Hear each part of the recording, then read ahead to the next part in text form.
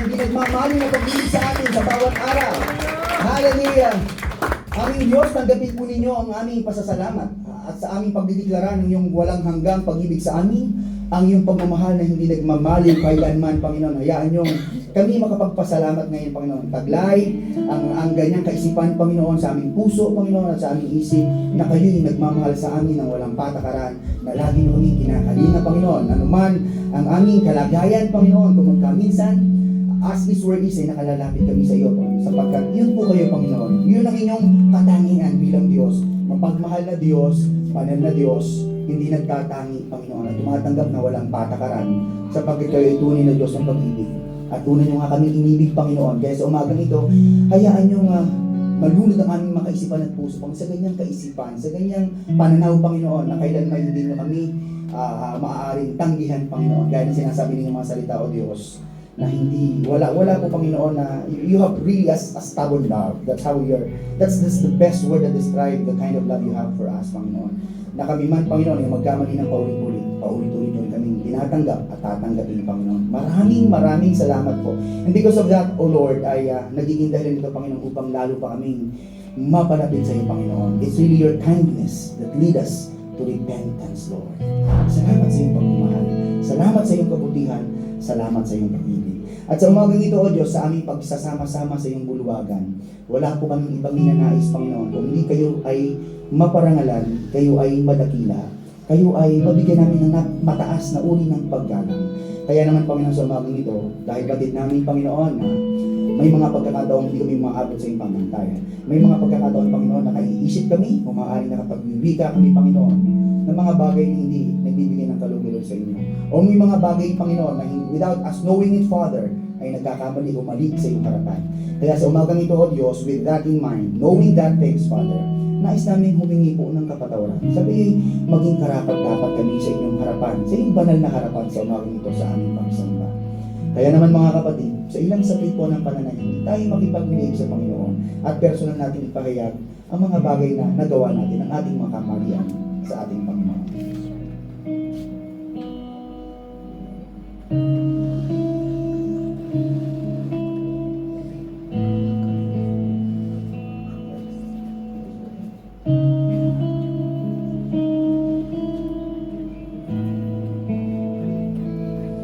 Maraming salamat po, aming Ama, sa inyong walang hanggang pagpapatawad ng aming mga kamalian, Panginoon. Maraming salamat, O Diyos, sa iyong paglilinis sa aming, Panginoon. At ngayon, pinag-iindapan sa kami, Panginoon, na humarap sa inyo at makapaghandog ng aming mga papuling awit, ng aming mga pagpalakpak, ng aming mga pag-indak sa iyo, Panginoon. Hayaan niyo, O Diyos, na kami makapagdiwang, Panginoon, at sa likod ng pagdidiwang na ito ay isa lamang. Nagdidiwang kami sa inyong kabutihan, sa inyong pagtatapat, sa iyong di nagmamali na pag-ibig. Kaya, Panginoon, sa umagang ito, ang aming sama-samang pagpalakpak, ang aming sama-samang pag-indak, ang aming pagsigaw ng mga papuling awit at pagsamba, Panginoon, hayaan niyo, O Diyos, iting maging mabangong halimuyak sa inyong harapan.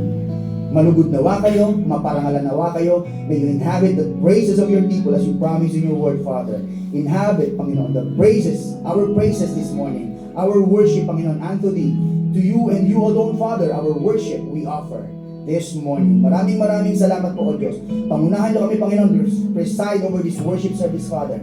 Sa bawat isa na tatayo sa harapang ito, O Diyos, sa mga aming tagapanguna sa pag-awit, sila ng mga tutugtog, Panginoon Diyos, itago mo kami lahat sa iyong likuran, O Diyos. At hayaan niyo makapaghatid kami ng matinang na samyo sa iyong harapan. Magpapurihan kayo, maluwalhati kayo sapagkat kay lamang ang Diyos, ang nag-iisang hari ng mga hari, ay nag-iisang Panginoon ng mga Panginoon na karapat-dapat sambahin. Tanguran niyo, O Diyos, maging ang mga hilalugan na ito, sa gayon maging mga ligtas kaming lahat, Panginoon, sa aming pagsamba. Be magnified, Lord, be glorified. Thank you, Father. It is our prayer in the name of Jesus Christ, our Lord and Savior. And everybody say, Amen. Amen. Amen. Hallelujah. Purihin ang Diyos. Palakpakan natin ang malakas sa ating Panginoon. Amen. Ang sabi nga ni Kuya Joseph, napakabilis nga ng panahon. Tapos na ang kalahating taon. Amen. Marami tayong mga celebrations. Marami tayong mga achievements. Pero marami ding mga pangyayaring hindi natin inaasahan. Diba? Ang sabi sa mga Hebrews chapter 12, chapter 2 to 4. Ituon natin ang ating paningin kay Jesus na siyang sandigan ng ating pananampalataya mula simula hanggang sa katapusan. Tiniis niya ang paghihirap sa krus at hindi niya ito ikinahiya dahil inisip niya ang kaligayahang naghihintay sa kanya. At ngayon nga ay nakaupo na siya sa kanan ng trono ng Diyos. Isipin niyo ang mga tiniis ni Jesus na paghihirap sa kamay ng mga makasalanang tao upang tayo ay panghinaan ng loob. Kung tutuusin, wala pa namang pinapatay sa inyo dahil sa pakikipaglaban sa kasalanan. Amen! So, tayong lahat sa panahong ito, yung sinasabi ko nga na from January to June, maraming nangyari. Ang Panginoon ang ating naging kanlungan. Ang Panginoon ang yumakap sa atin at siya ang ating sandigan. Amen? Kaya sa oras na ito, Panginoon, tayo ay makapuputihan at pinasasalamatan. Hallelujah! Purihin ka, Panginoon! Thank you, Jesus!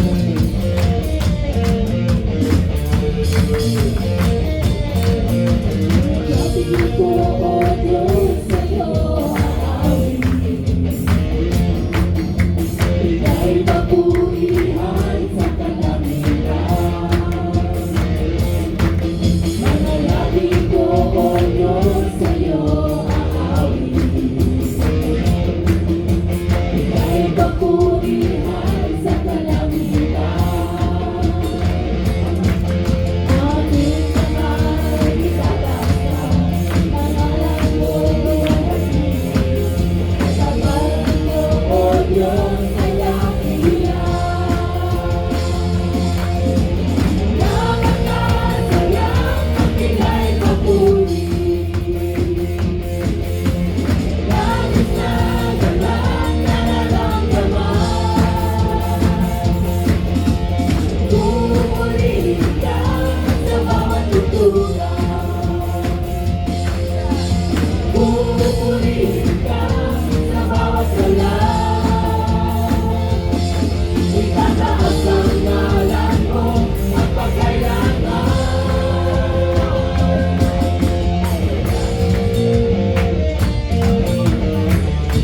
Sa taglay kong lakas, Panginoon. Sa taglay kong lakas, O Diyos, purihin ka. Sisigaw sa buong mundo, labis mong gawa. Puso ko ay tuwang-tuwa, kasiyahan ay umaabang. Kapataran mo, O Diyos, ay dakilang. Napakasayang magbigay papuri. Labis na galang nararamdaman. Pupurihin ka sa bawat tutulan. Pupurihin ka sa bawat galang. Itataas ang ngalan mo magpakailanman.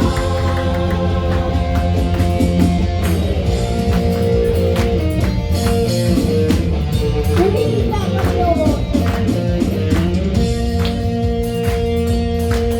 Sa taglay mong lakas, O Diyos, purihin ka. Isisigaw sa buong mundo, nais kong gawan. Puso ko ay tuwang-tuwa, kasiyahan ay umaabang. Kapataran mo, O Diyos, ay dakilang. Napakasayang magbigay papuri. Labis na galang nararamdaman. Pupurihin ka sa bawat tutulan. Pupurihin ka sa bawat galang. Itataas ang ngalan mo magpakailanman. Napakasayang magbigay papuri. Labis na galang nararamdaman. Pupurihin ka sa bawat tutulan.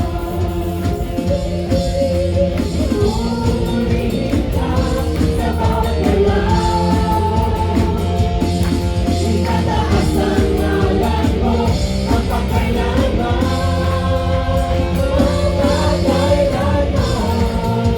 Yes, Lord, hallelujah. Itinataas ko lang sa iyo, magiging ang awit. Pulis ka, Diyos. Amen.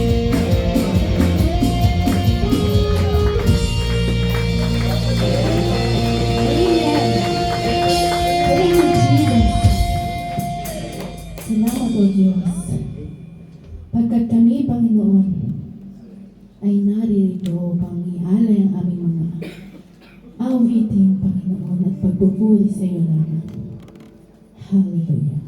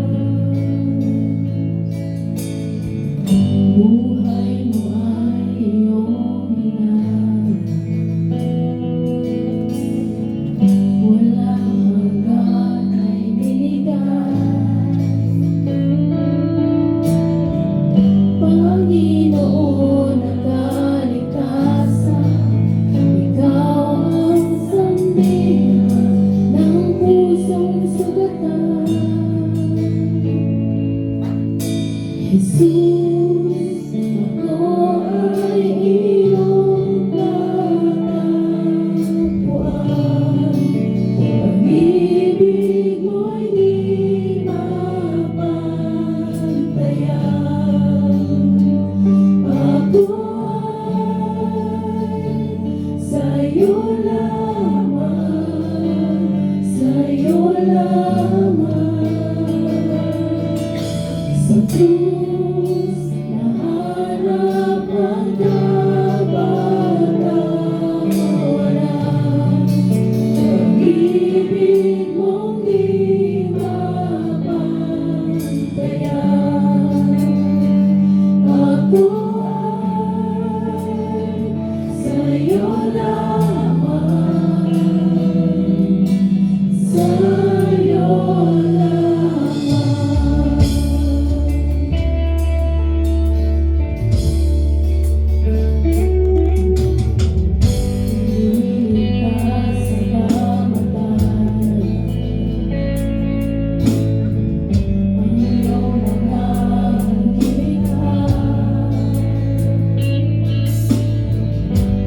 Panginoon ang kabutihan, Ikaw ang sandigan ng buong sanlibutan. Ika'y naghahari, walang katapusan.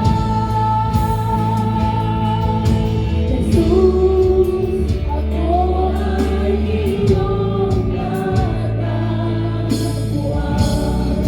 Pag-ibig mo'y di mapantayan. Ako ay sa'yo lamang, sa'yo lamang.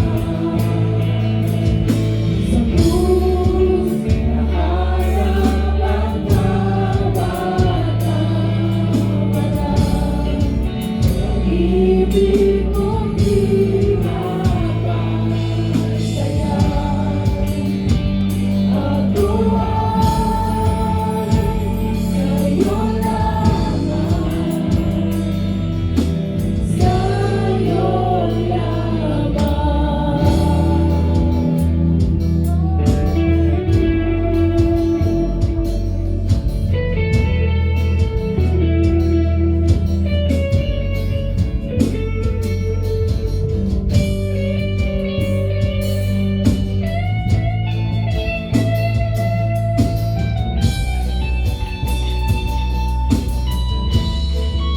Hindi mawawalay sa pag-ibig mo, tanging ikaw ang kaligtasan ko. Laging ihahayag ang ngalan mo, sa'yo lamang, sa'yo lamang. Hindi mawawalay ang pag-ibig mo, tanging ikaw ang kaligtasan ko. Laging ihahayag ang ngalan mo, sa'yo lamang, sa'yo lamang, sa'yo lamang, sa'yo lamang. Jesus, ako ay iyong natagpuan. Pag-ibig mo'y di mapantayan. Ako ay sa'yo lamang, sa'yo lamang. Sa krus nahanap ang kapanawalan. Pag-ibig mo'y di mapantayan.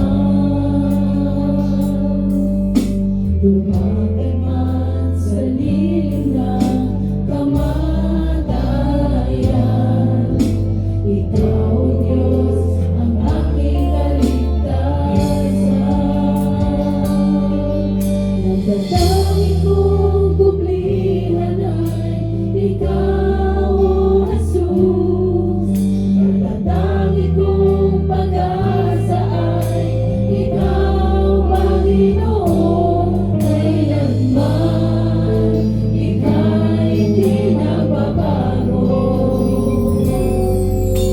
Sandigan ko'y Ikaw.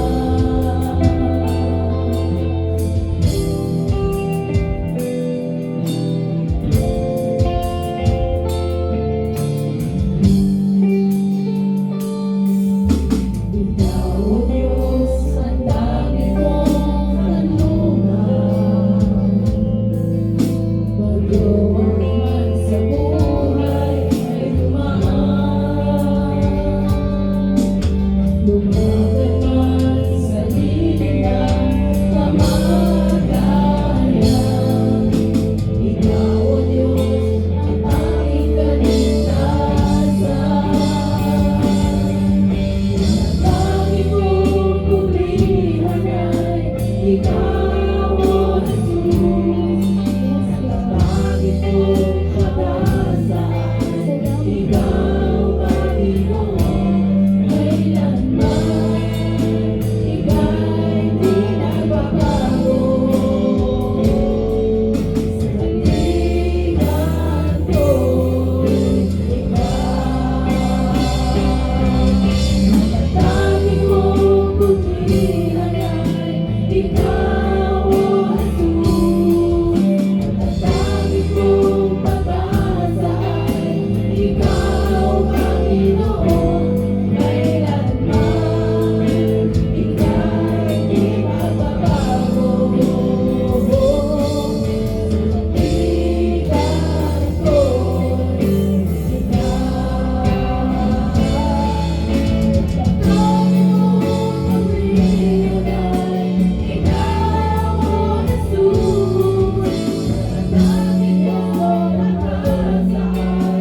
Ikaw, Panginoon, kailanman Ika'y di magbabago. Sandigan ko'y